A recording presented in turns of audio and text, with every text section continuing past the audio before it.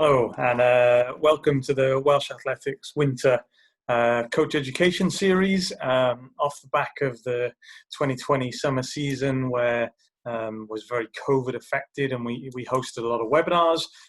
We had some very good feedback, and we've decided to continue this online coach education kind of forum. So yeah, thank you for joining us. My name is Matt Elias, and I am the Welsh Athletics National Talent Development Coordinator for Sprint Hurdles and Relays. And this evening's presentation is going to be around post-season reviewing, annual planning, and goal setting. Probably a lot of you are at that process now prior to this winter starting. So we thought it was a very good idea to approach this subject now. And tonight's webinar series is going to be focusing predominantly on assistant coach level coaches and new coaches coming into the role. So it's looking at how to start reviewing, how to start your planning, and how to start your goal setting. So hope you enjoy.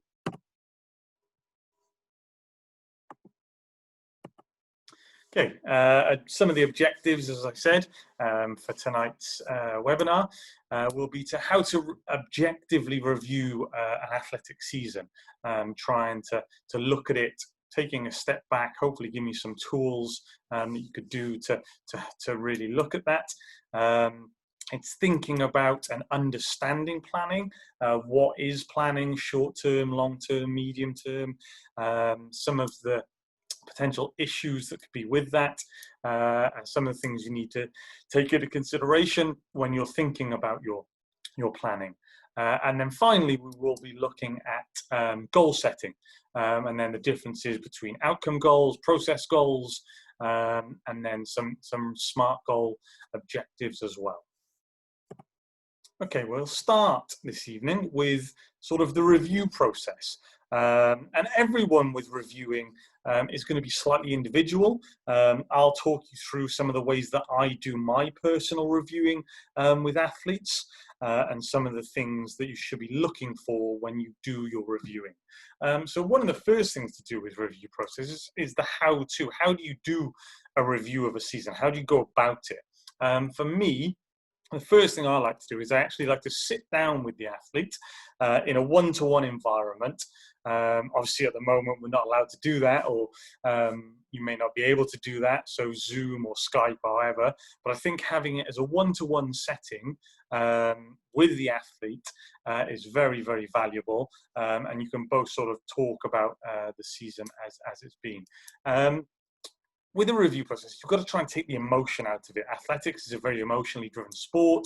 However the season may have gone, you've got to try and be able to look at this objectively and not allow yourself to be driven by emotions on that. And also with the athlete, whether it's gone well, whether it's gone badly, what do you need to learn from? What do you need to look at to take out of the process to develop for the future? The biggest thing for myself as well is about being honest. If you can't be honest with yourself as a coach and then an athlete, then kind of why are you doing this? You have to have an internal honesty to reflect, learn, and grow. Some of the things you'll discuss on this and around reviewing is the things you learned about the athlete over the year, and then likewise, what did the athlete learn about you as a coach?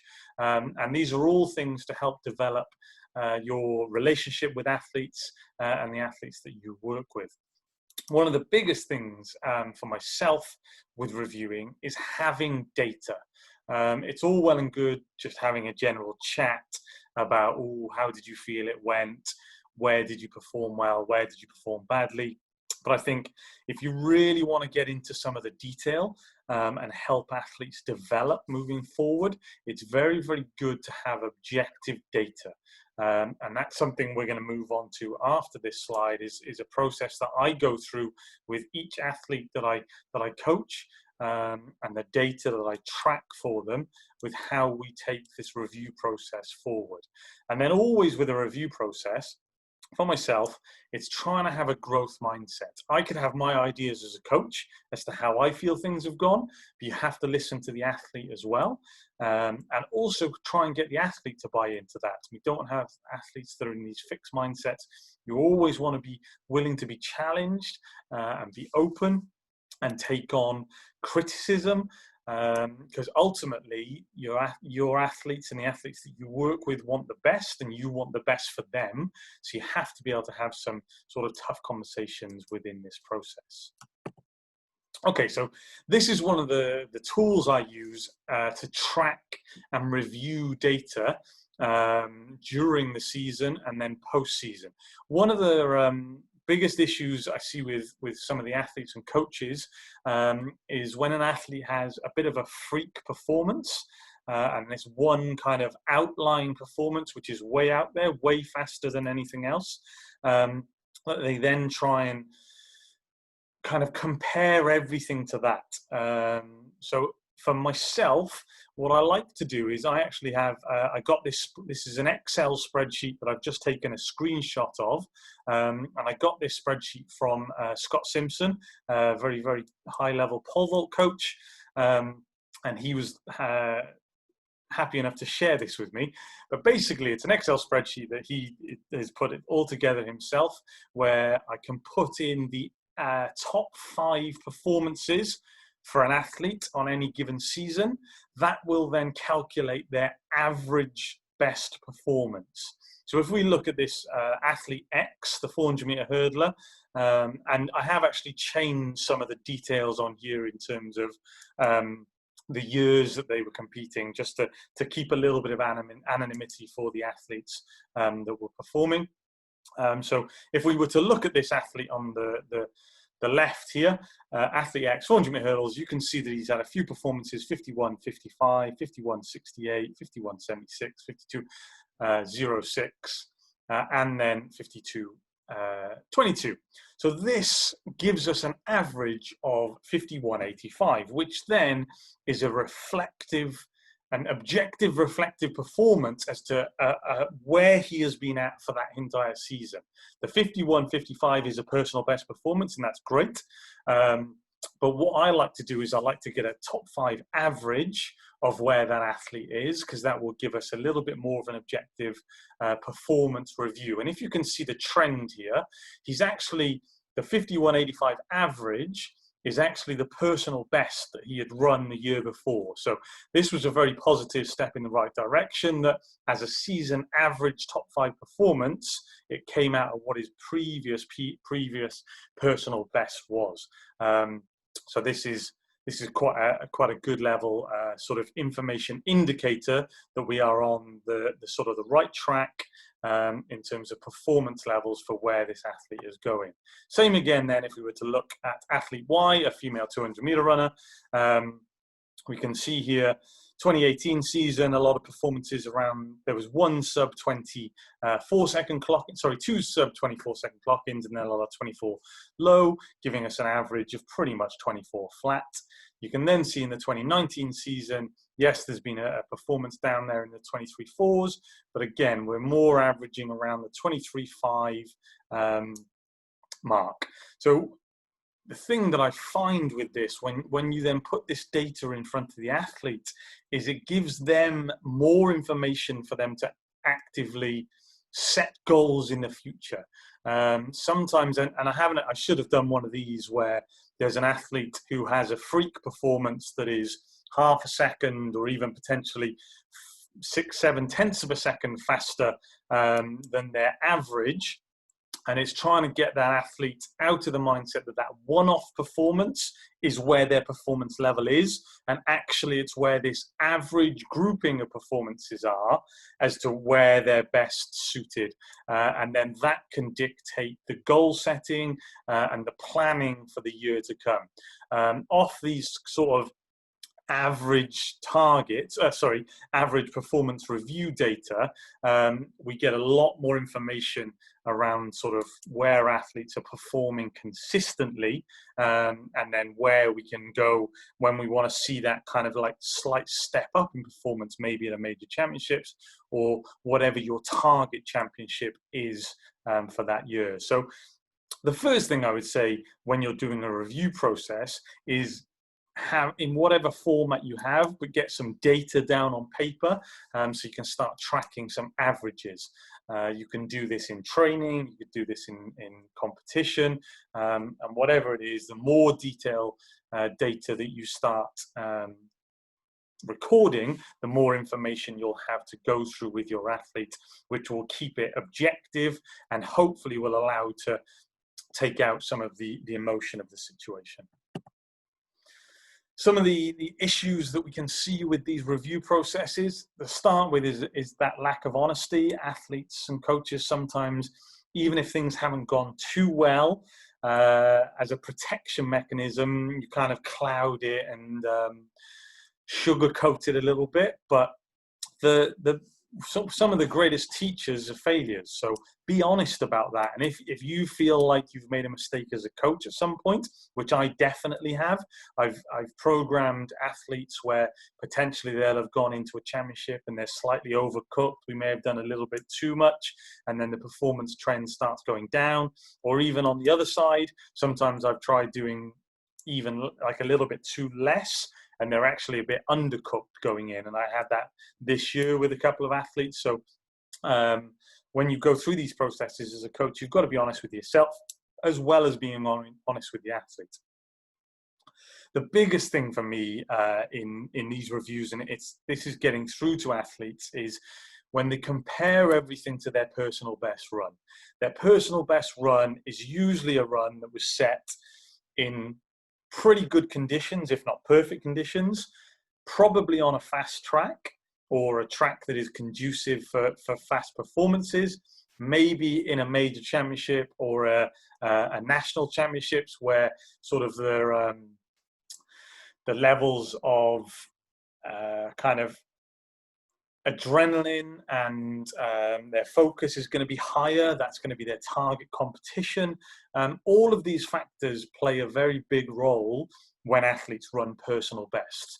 You often don't get those kind of factors all coming together every time you perform and every time you race as an athlete. So it's trying to get the athlete to buy into this process of not comparing every single competition with that personal best. If you do that, or if you have an athlete that does that, you're probably going to have an athlete that is quite negative on themselves week to week, that they're not living up to their personal best. And also with that, the higher level that you achieve within the sport, the harder it actually is to break your PB. If you're averaging somewhere just below that as a top level performing athlete, then you're doing really well. So it's not going to be, as you get older, your PB less and less, just because you're going to be getting faster and it's going to be harder and harder to actually break your personal best. Another issue with the review process is actually not creating time to have a review. It's quite easy at the end of a season, take a little break, take some time off. The athlete takes a bit of time off, that then you just jump straight back into winter training. I think it is quite valuable, especially this year with everything that's going on, is to take some time and talk to the athletes. And this is something I'm going to be doing personally with the athletes that I coach over the coming weeks. They've actually one-to-one, speaking with them, reviewing what happened this year, whether they competed, whether they didn't compete, but being honest around that process. And it will give you a lot more information going into the winter as to how to plan. And then another issue, again, is not collecting data. We're blessed now with Power of 10 here in Great Britain and here in Wales as well, that we have that information there for us. So it's quite easy to go back and review that, and you can fill the data in at a later date. But myself as a coach, I actually record anything we do in training as well. I'll write down times for reps that we do. And this can kind of dictate and inform all of my planning when I'm setting target sessions, sort of elements of training. All the information I have from these things helps plan all of those things in the future. So try and start collecting a bit of data, even if that's just you with a stopwatch. If you've got things like timing gates, then that's fantastic. You can actually get a little bit more accurate data. But yeah, even if it is just yourself with a stopwatch, it's more data that you can reflect on and learn from moving forward. So, I mean, I wanted to try and keep the review process pretty simple. And that's a couple of things that I do with the athletes that I work with. And if anyone wants me to send them that Excel spreadsheet, more than happy to do so. I'll make sure I ask for Scott's allowance on that as well. Okay, getting into a bit of planning now. And what we start with, what actually is planning? Again, as I said at the start of this, we're looking here more at assistant coaches and new coaches. So it's talking around the general things of sort of what is planning. You can see it there yourself, organising the integration of all influencing factors that result in a high level performance by the athlete. That's a very wordy way of saying basically, where is the athlete? Where do we need them to get to? Where do we need them to go? Where are they now? And what does the athlete need to do? All of those things, athlete profiles, games, goals and aims, focus training, plan, do, review, all of these things. So planning for me is looking at the athlete and everything holistically within their life, whatever they do, whether they're a student, they're in school, do they work, all of those things, and planning our training and competition and everything around what their life entails. So that's kind of my holistic look at the overarching thing of planning. And always to be a competent coach. The best coaches I know are meticulous in their planning. When you get to sort of high levels, and potentially even up to sort of world, Commonwealth, European, or even Olympic level, the level of detail that goes into the planning is absolutely meticulous. Those coaches at that level will be looking at the date of the Olympic final or whatever final it is, potentially a year out, if that's when the data is, or that's when the information is giving out, and they will be planning their training back from that day by day. Everything that goes on in that athlete's life up until that point it is absolutely meticulous. But even as a developing coach or an assistant coach, you can start learning the processes, start learning the differences with short-term planning, medium-term planning, long-term planning. What are the terminologies within this? As you can see on here, there's things around setting up organized sessions that are fun and safe and cater for all athletes' abilities. That's very, very much something focused within assistant coaches and developing coaches. You have to be able to create those environments. And even up to the elite level, they're still trying to set up fun environments and safe environments for the athletes to train in. Sort of some of the terminology that you will have spoken about on your courses are these term goals, development period, monitoring and evaluation. So things like development period, basically a development period is just a number of training sessions, a number of training sessions over a period of time make up a development period. It's as simple as that. You don't have to overcomplicate the terminology. And then monitoring and evaluating is just monitoring what they're doing in training or in their competition, and then evaluating what you've done and how you can move forward with that. When you go to short-term planning, it's looking at planning your session, having your session plans, so having the training components, or training units, whatever sort of terminology you may do, and a number of training units make up a session. And then it's having an overall goal for that session, whether it's if you're in sprinting, whether it's an acceleration theme session, a max velocity theme session, a speed endurance session. It's having your session plans and a goal in mind. And again, it's going through that evaluation process with all of these things. Everything, when it comes to planning, there's a number of factors you should always take into consideration. For me, everything listed on there should be first and foremost before you start writing any session plans or any medium-term goals or any long-term goals, is always think about the athlete in front of you, their training age, how long they've been training for, chronological age. All of these factors should be taken into consideration. If you're running a training session with 6 to 10 athletes who are ranging in age between 13 and 19, those training sessions should look very different. The 13-year-old shouldn't be doing the same as a 19-year-old. So it's having the ability to look at everything that is kind of given to you in terms of the information you have as a coach, and then using that to start developing your training plans, and your short-term plans and medium-term plans, because they all will play a factor.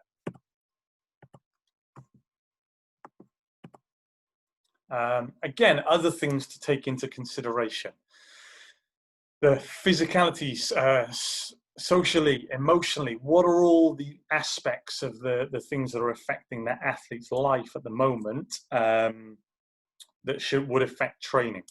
So chronological age, biological age, development, are they in a growth spurt? All of these things are things that are constantly being sort of monitored as a coach, and they should always be factored in for when you're planning your sessions. If you're writing your sessions 3 weeks, 6 weeks, 8 weeks in advance, but you don't know that athlete in terms of what maybe stresses they've got at home in life, potential stresses with exams, all of that kind of information is things you need to know before you plan and review.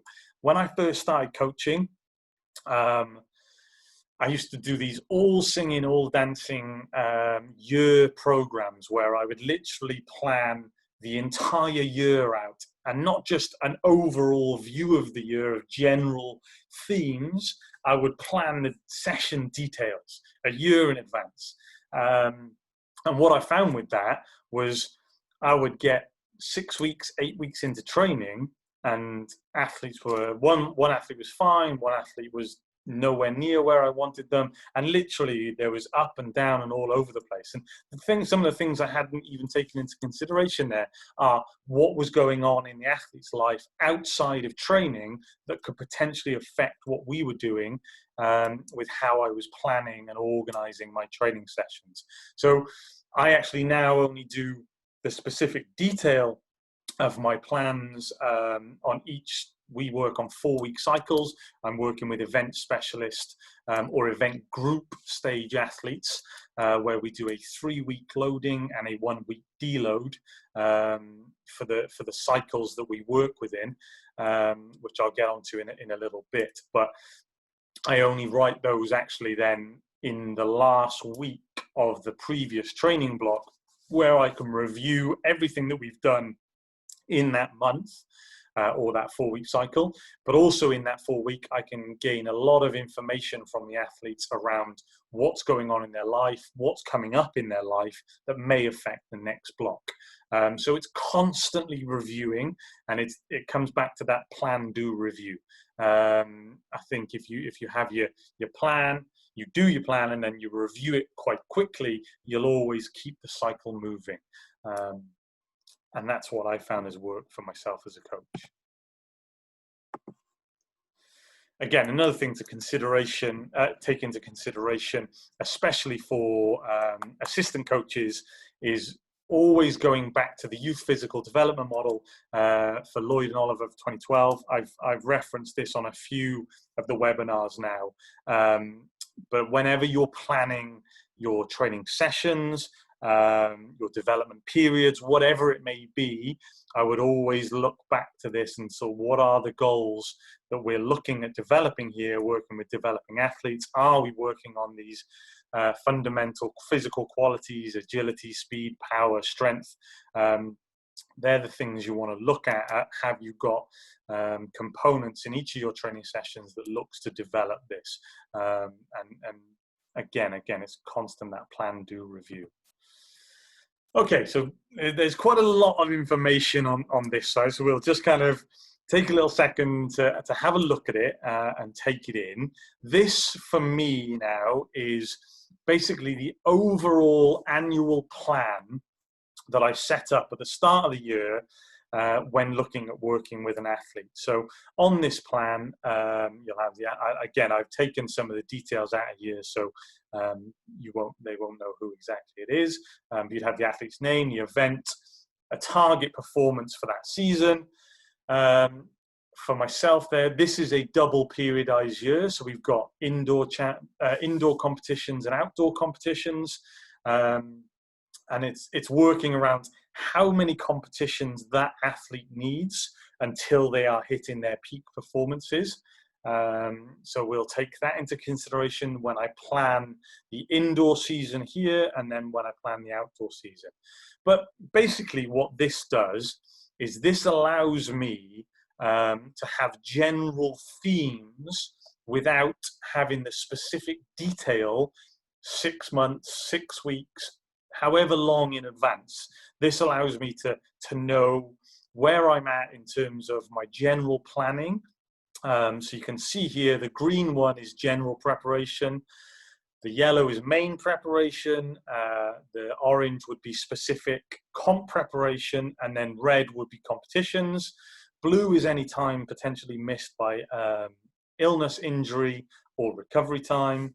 I've got this one in here where we did some lactate monitoring with a specific athlete, and then the blue would be training camps. So you can see this top one here is October, November, December, January, February, March, and then the second period of the year is April, May, June, right the way through to August. So you can see that there's a general theme. As I said, I work in 4-week cycles. So we've got the start of winter, we've got a 4-week general preparation phase, followed by another 4-week general preparation phase. And as I said, I work with my event group specialists as a 3-week loading program and a 1-week deload. So for 3 weeks, we'll gradually progress the level of loading, whether that's the loading in the weight room, the loading in terms of intensities of the track running, or the volumes of the track running, which I'll monitor all the time.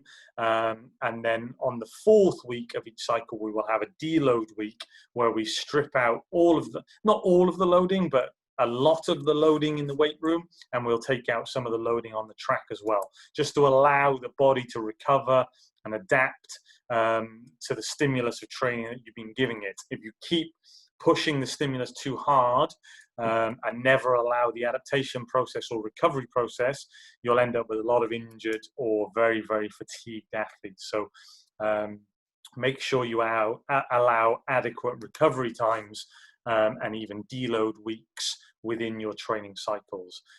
As you can see then, we come into some main preparation phases, again, another 4-week cycle. Then what I actually tend to do, once we are in a competition cycle, I will either have a 7-day rolling program or potentially a 14-day rolling program. What I mean by that is I don't then program in a 3-week or 4-week block. I will have a week, and maybe even within that I'll have 3 or 4 days. So they may have 3 or 4 days of training and then a day off to really keep things fresh and also allow adequate recovery time after a competition. So the difference in terms of the preparation phase, the general preparation, the main preparation, and then the competition phases in terms of how I program are very, very different. And then you can see for this athlete, at the end of the indoor season here, they have a full recovery week. So after a big stimulus of potentially a world indoor championship or European indoor championship, there's a week to recover. And that's more a mental recovery than a physical one.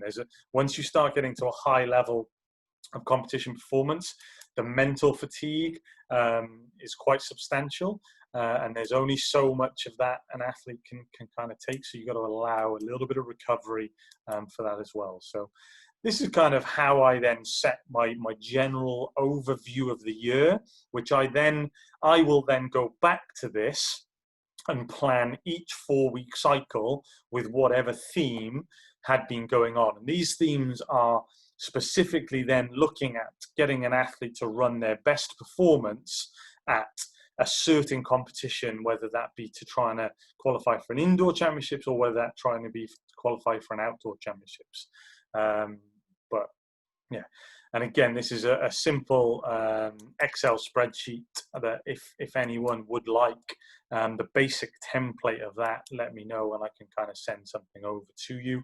I'll put my email address and my mobile number up at the end of the presentation, and we can get those sent over to you. But hopefully that's not too daunting, and you can kind of see that once you take a little bit of time to look at it, it's actually quite a simplified way of doing it, and it's a good way to monitor what you've been doing, where your competitions are going to be in the summer, allowing adequate recovery between competitions, understanding and getting the athlete to know what the themes of training are potentially. But as I said, this is very much specifically for an event group specialist athlete, which are the athletes I work with. If you were doing this as an assistant coach or development level, you probably would work on much shorter cycles, maybe with some younger developing athletes, maybe a 2-week cycle of 2 weeks where you're increasing some loading and 1 week deload. You don't want to overload younger athletes too much. If you keep pushing them, they'll keep going, but at some point they will get overloaded. So always make sure you look at the adequate recovery times when you're working with younger developing athletes.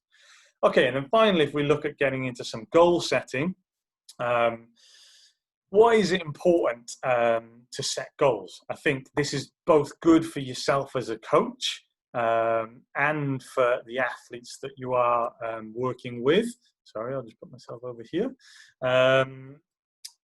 Goals are good because they can provide motivation, help focus. They give a bit of a sense of that satisfaction. Once you achieve a goal, you really get that sense of satisfaction.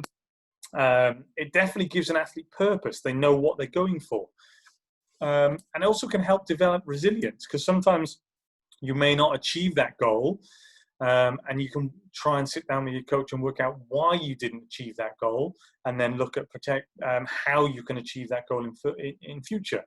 So even if you don't achieve a goal, potentially it can add more benefit long term in terms of getting a bit of resilience. There's some papers coming out recently that shows that mental resilience within athletes is one of the separating factors at the top level of the sport.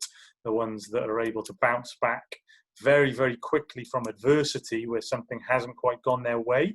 And if we can teach these skills to younger athletes and get younger athletes as resilient as possible, they'll have a bigger tool set and a mental tool set to deal with adversity as they get a bit older. So yeah, there's a lot of reasons why goal setting is a positive. And then we've got very different types of goals. So kind of the 3 main types of goals. You can see there we've got outcome goals, performance goals, and process goals. Now within our sport of athletics, outcome goals and performance goals are really easy. It's run as fast as you can, jump as far as you can, jump as high as you can, throw as far as you can, whatever it may be. Outcome goals are really easy in our sport. But also with that, we fall into a trap a little bit of focusing too much on outcome goals, and we leave the process goals kind of unattended in some ways. So like outcome goals could be to win a medal at the Welsh Championship, so to speak, or run a personal best. Performance goals, run sub 11 seconds in 100 or sub 54 seconds for a female 400 meter runner. They're quite easy to set with an athlete, but it's getting an athlete to buy into a process goal that they'll understand how to achieve those performance goals. And then all of those things we just spoke about in terms of sort of the providing motivation, giving purpose, help develop resilience, they will often come from the processes in that place. So some of the processes you may work with an athlete is, right, this winter or this kind of training period, we're gonna, if you're a hurdler, we're gonna look to improve your trail leg. And that's something that as a process you can get an athlete to buy into. For a sprinter, it may be becoming more efficient with your sprinting mechanics. Now, as an outcome goal of that may be that you're minimizing the risk of injury.